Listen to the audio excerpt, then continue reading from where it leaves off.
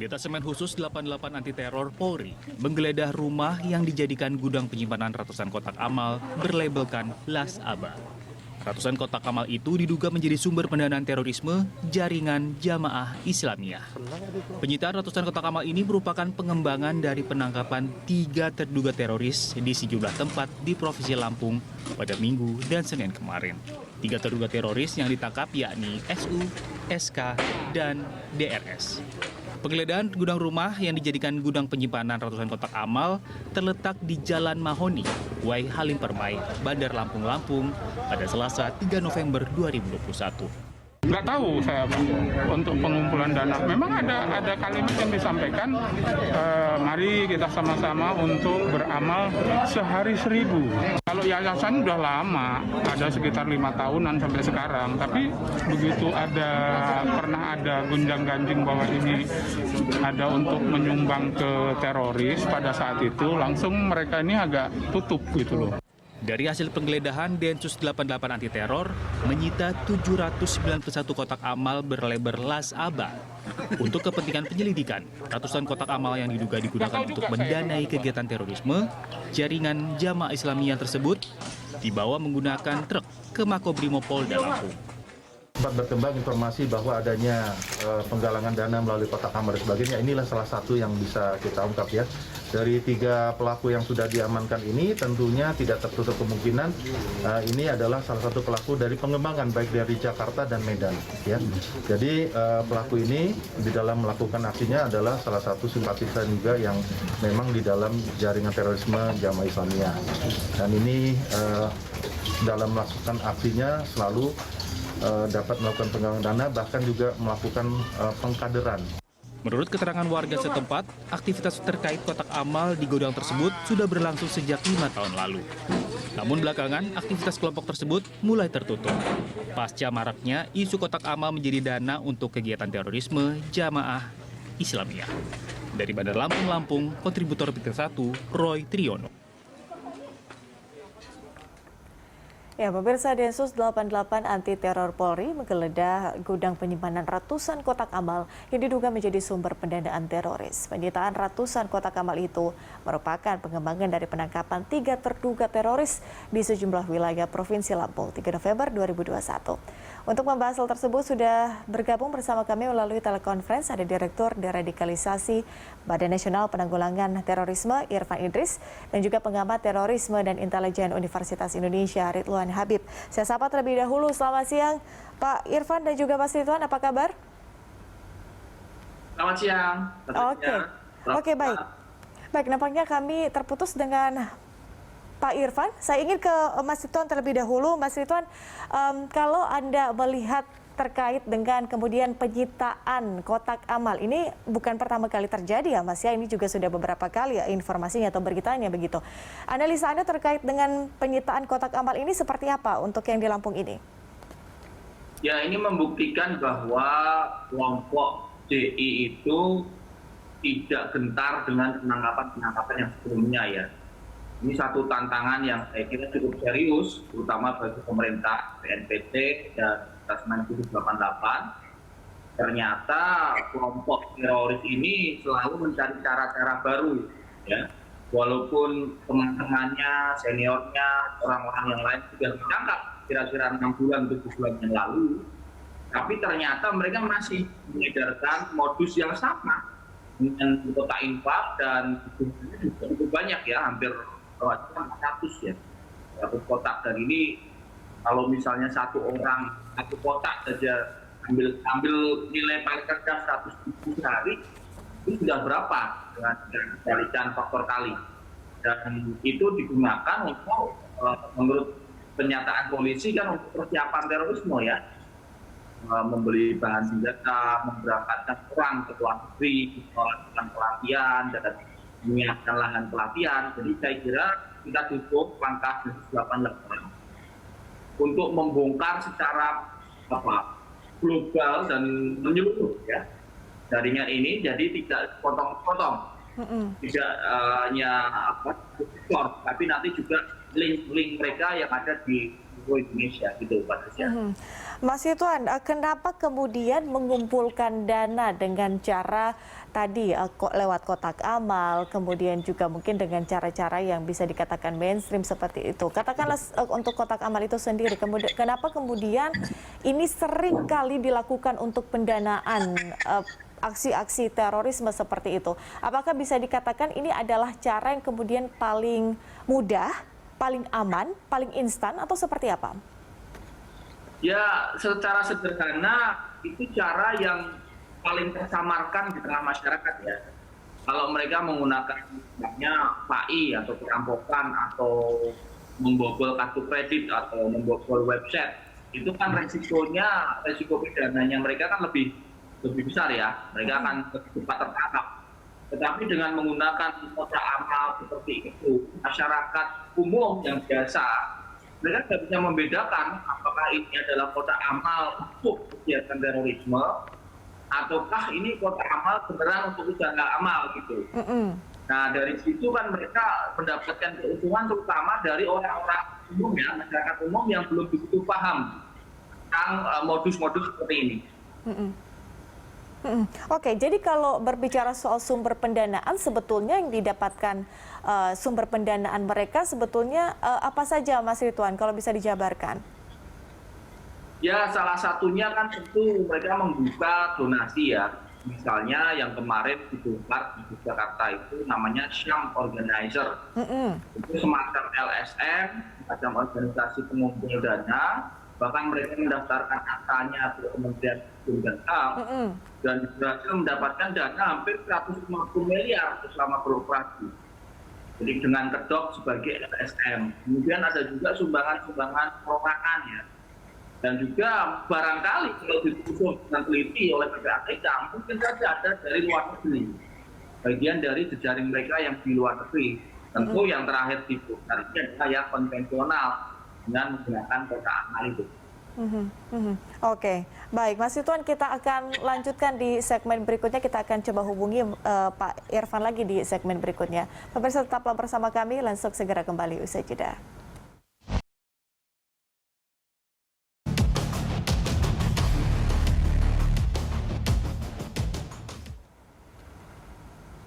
Pemirsa, Anda kembali di Lansto, kita akan lanjutkan dialog. Kita masih terhubung dengan peneliti terorisme dan intelijen Universitas Indonesia, ada Mas Ridwan Habib. Dan kami mencoba menghubungi Pak Irfan Idris, Direktur Deradikalisasi BNPT atau perwakilan dari BNPT. Saya coba sapa terlebih dahulu. Pak Irfan, sudah bisa mendengar suara studio? Ya, bisa. Bagus, jelas, terang. Baik, Pak Irfan, kita lanjutkan dialog. Ini tadi di segmen sebelumnya saya sudah berbincang dengan Mas Ridwan terkait dengan kemudian apakah kemudian ini cara yang dipilih karena lewat kotak amal ini karena mungkin dinilai lebih mudah, paling aman begitu agar tidak terdeteksi.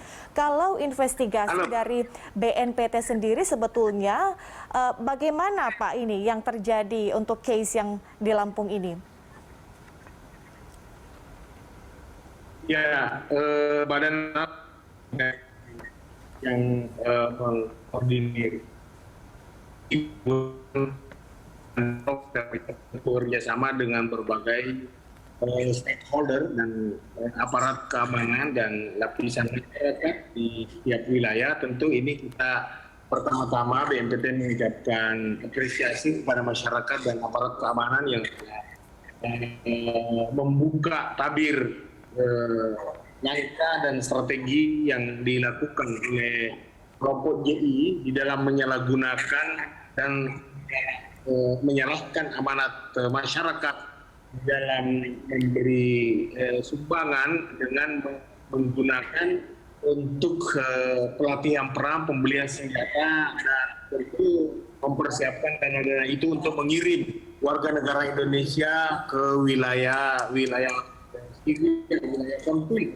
Jadi tentu mereka terus manfaatkan karena itu mereka membutuhkan tidak sedikit dana, ya tidak cukup. Kita sudah menyaksikan banyak peristiwa perampokan bank, perampokan toko emas, kemudian mereka sendiri yang membuka donasi dan menjual aset-aset mereka, ya sesuai empiris yang kita temukan.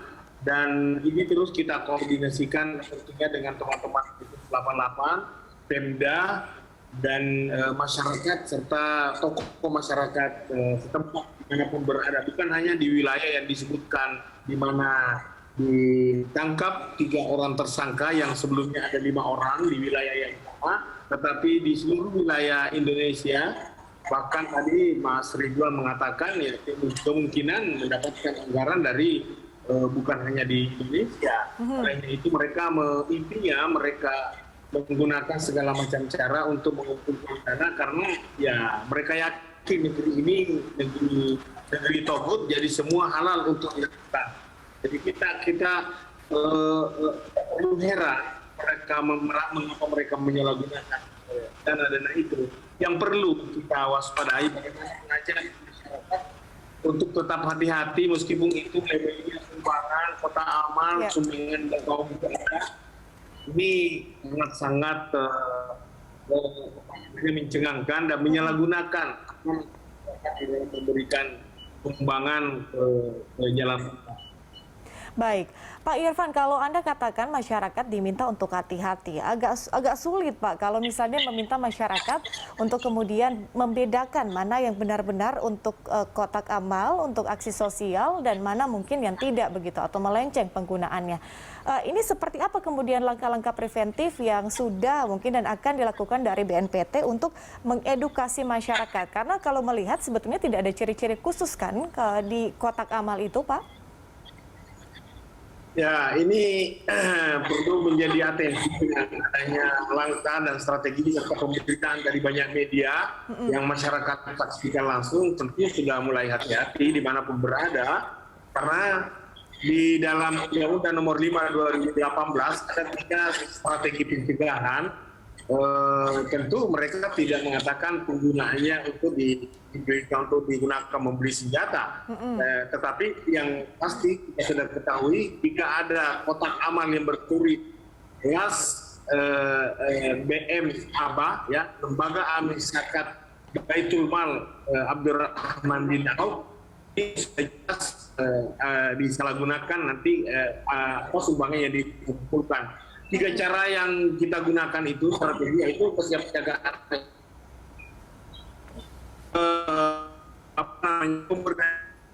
mereka saling komunikasi, saling menginformasikan bagi masyarakat Indonesia. Memang ada 2 kata keberagamaan dan keragaman. Jadi masyarakat Indonesia semangat keberagamaannya sangat tinggi dan tetap menjaga keragaman, apapun namanya. Kalau dikatakan sumbangan itu mereka berbondong-bondong. Ternyata mereka menyalahgunakan amanat masyarakat itu. Kesiapsiagaan nasional, kemudian ada namanya kontraradikalisasi, itu menyebarkan narasi-narasi edukatif, narasi-narasi yang membumi, narasi-narasi inklusif. Kemudian nanti selanjutnya adalah deradikalisasi. Pak, sudah diketahui belum sih didistribusikan kemana saja ratusan kotak amal itu? Ya, mereka mengumpulkan dana karena ini jamaah Islamiyah kan sudah jelas arah perjuangannya. Tentu dana-dana itu mereka gunakan untuk pelatihan perang, paling tidak menyiapkan senjata dan juga mempersiapkan pembiayaan untuk berangkat ke Baik, pemirsa, oke, kami mengalami sedikit gangguan dengan Pak Irfan. Saya ingin ke Mas Ridwan dulu. Mas Ridwan, kalau berbicara soal pengawasan, tentunya kan kalau ini kan ada juga yang kemudian terdaftar di kementerian terkait begitu kan. Tapi butuh waktu bertahun-tahun untuk kemudian bisa mendeteksi adanya pergerakan ini begitu. Karena memang sudah terdaftar, bisa dikatakan secara legal begitu di kementerian terkait. Nah, ini sebetulnya bentuk pengawasan yang paling bisa ideal untuk dilakukan terkait dengan peredaran kotak amal ini seharusnya seperti apa, Mas? Ya, ini kan sebenarnya tinggal bagaimana komunitas intelijen kontrateror ini melakukan sharing of knowledge, ya. Berbagi data antara Densus 88, Baintel Polri, kemudian BNPT Sehingga dari situ nanti dilakukan satu operasi yang sinergis dan efektif, karena yang memahami seperti ini tentu komunitas intelijen. Kalau dibebankan kepada masyarakat umum itu agak kesulitan, mereka nggak tahu ini apakah kotak amal ini apakah dari yayasan yang terkait terorisme atau tidak, mereka nggak tahu. Tapi kalau kemudian ini dari komunitas intelijen, misalnya nanti dari BNPT, kemudian BNPT bersurat ke Pemda, gitu ya. Pemda nanti kan mereka punya Satpol PP. Nah, Satpol PP itu nanti dengan kewenangan dari gubernur atau dari bupati wali kota, mereka bisa melakukan identifikasi terhadap minimarket, tempat-tempat keramaian yang di situ ada kotak amal atau kotak infak dari organisasi yang terdeteksi sebagai organisasi teror. Kalau hanya mengandalkan BNPT, Pak Irfan, kasihan. Satu Indonesia kan luas sekali, 33 provinsi. Beliau akan sangat kesulitan kalau harus hanya mengandalkan BNPT. Karena itu perlu macam kewenangan lebih ya dari BNPT.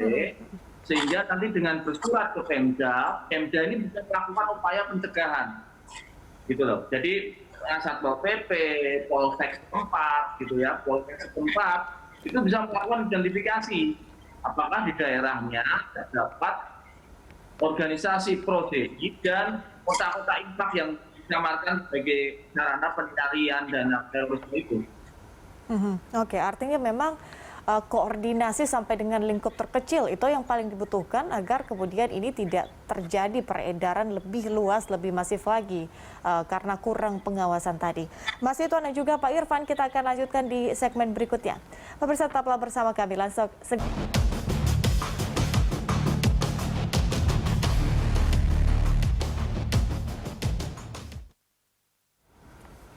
Pemirsa, kita lanjutkan dialog. Kita masih terhubung dengan Direktur Deradikalisasi BNPT atau perwakilan dari BNPT, Pak Irfan Idris, dan juga peneliti terorisme dan intelijen Universitas Indonesia, Pak Ridwan Habib. Saya ingin ke Pak Irfan dulu. Pak Irfan, sebelum saya menuju closing statement, saya ingin bertanya, sebetulnya JI ini bisa dibilang berbeda tidak sih dengan JAD, atau mungkin mereka terafiliasi di satu organisasi yang sama, Pak Irfan? Jadi ada perbedaan antara JI dengan JAD. JAD ini berafiliasi pada ISIS. Gerakan jihadnya itu fardu ain, kalau JI itu fardu kifayah. Tetapi terlepas dari cara mereka mengeksekusi sebuah niat untuk melakukan jihad, tetapi sama-sama membutuhkan dana yang tidak sedikit. Nah, dana yang tidak sedikit inilah yang mereka lakukan, dan ini sudah jelas dalam Undang-Undang Nomor 9 2013 tentang pendanaan tindak pidana terorisme, itu sudah lengkap, sangat lengkap siapa yang dianggap memberi dana, caranya, sanksi hukumnya dan seterusnya. Dan inilah yang perlu kita tingkatkan, bagaimana agar seluruh komponen bangsa, lapisan masyarakat ikut. Bahkan Kementerian Agama juga sudah mencabut izin dasnya lembaga amil zakat yang dimiliki oleh Abdurrahman bin Auf ini. Tetapi ya itulah, mereka menggunakan sentra-sentra ekonomi di mana masyarakat melakukan transaksi, dan dengan mudah mereka mendapatkan mungkin bentuknya recehan, tetapi kali banyak, kali selalu, akhirnya bisa mengumpulkan kurang lebih 70 jutaan atau puluhan juta dalam sebulan. Oke, Pak Irfan, terakhir himbauan Anda untuk masyarakat agar kemudian lebih jeli, lebih teliti terkait dengan peredaran kotak amal ini seperti apa? Ya, kita imbau kepada masyarakat agar tetap waspada. Jika memang mau beramal, saya kira lebih tepat kita menyumbang kepada yang langsung menerima atau kepada pembangunan masjid. Kalau kotak-kotak amal yang kita temukan di mana saja, bukan hanya di sentra-sentra ekonomi, ya bahkan mungkin di rumah ibadah, ya rumah ibadah penyakitnya ada yang rampas, ada yang rampok lagi. Nah, mungkin di tempat-tempat umum, ya itu lebih baik kita bukan melarang beramal, tetapi barangkali harus hati-hati dalam memberikan rezeki dan menyisihkan rezeki sebagai sumbangan, karena ada yang menyalahgunakan. Saya kira demikian. Oke, mungkin memberikan sumbangan di jalur yang tepat seperti itu. Terakhir, Mas Ridwan silakan memberikan closing statement terkait dengan topik kita siang ini. Ya, pertama kita dukung penuh ya penanganan kontraterorisme baik oleh BNPT dan Densus 88. Jadi tolong bedakan bahwa BNPT dan Densus 88 ini tidak menangkap ulama atau tidak menangkap tokoh agama, tapi menangkap terduga tersangka pelaku tindakan terorisme yang kemudian menggunakan jargon agama termasuk infak untuk operasi-operasi kontra terorisme. Nah, jadi ini yang saya kira masyarakat perlu diedukasi supaya juga memberikan dukungan ya, termasuk dari ormas-ormas besar ya, termasuk dari NU, Muhammadiyah, Persis, Al-Irsyad. Itu semoga nanti Prof. Irfan bisa mengkonsolidasikan mereka sehingga kemudian secara aktif juga ikut membantu BNPT dalam tanda petik memberikan vaksinasi ideologi pada masyarakat agar tidak salah dalam menyumbang dan tidak justru mendukung tindakan terorisme. Baik, terima kasih atas waktunya Pak Irfan dan juga Mas Ridwan di Landstok Berita 1. Semoga kemudian ini tidak terjadi lagi, kemudian peredarannya, pengawasannya juga terus dilakukan dan juga dioptimalkan. Terima kasih sudah bersama kami di Landstok. Salam sehat. Terima kasih. Salam sehat terus bagi Mas Ridwan.